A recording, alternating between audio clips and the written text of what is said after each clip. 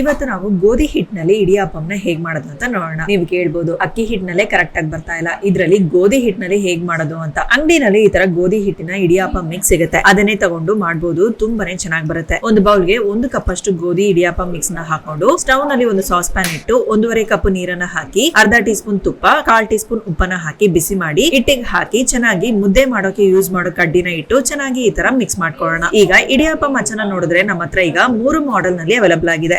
ಸಹ ಉಡ್ಡಲ್ ಮಾಡಿರೋದು, ಒಂದೊಂದು ಕ್ವಾಲಿಟಿ ನಲ್ಲಿ ತುಂಬಾನೇ ಚೆನ್ನಾಗಿರುತ್ತೆ. ಒಳಗಡೆ ಅಲ್ಯೂಮಿನಿಯಂ ಕಪ್ ನ ಫಿಟ್ ಮಾಡಿದ್ದಾರೆ, ಹೊರಗಡೆ ಹಿತ್ತಾಳೆ ಪ್ಲೇಟ್ ನ ಫಿಕ್ಸ್ ಮಾಡಿದ್ದಾರೆ. ಈಗ ಈ ಅಚ್ಚಿನಲ್ಲಿ ಈ ತರ ಹಿಟ್ಟನ್ನ ಹಾಕಿ ಪ್ರೆಸ್ ಮಾಡಿದ್ರೆ ಚೆನ್ನಾಗಿ ಈ ತರ ಇಡಿಯಾಪಂ ಬರುತ್ತೆ. ಇದನ್ನ ಇಡ್ಲಿ ಪಾತ್ರೆಯಲ್ಲಿ ಇಟ್ಟು 10 ನಿಮಿಷ ಸ್ಟೀಮ್ ಮಾಡಿ ತೆಗೆದ್ರೆ ತುಂಬಾನೇ ಸುಲಭವಾಗಿ ಇಡಿಯಾಪಂ ಅಂಟದೆ ಬರುತ್ತೆ. ಈ ಮರದ ಇಡಿಯಾಪಂ ಅಚ್ಚು, ಆಮೇಲೆ ತಾಳೆಗರಿ ಇಡಿಯಾಪಂ ಪ್ಲೇಟು ಹಾಗೂ ಮುದ್ದೆ ಮಾಡೋಕೆ ಯೂಸ್ ಮಾಡೋ ಕಡ್ಡಿ, ಈ 3 ಸಹ ನಿಮ್ಗೋಸ್ಕರನೇ ತುಂಬಾನೇ ರೀಸ್ಟಾಕ್ ಮಾಡಿದೀವಿ. ಸೊ ನಿಮ್ಗೂ ಸಹ ಈ ಎಲ್ಲಾ ಪ್ರಾಡಕ್ಟ್ಸ್ ಬೇಕು ಅಂತಂದ್ರೆ ಸ್ಕ್ರೀನ್ ಅಲ್ಲಿ ಬರೋ ನಂಬರ್ಗೆ ಕಾಲ್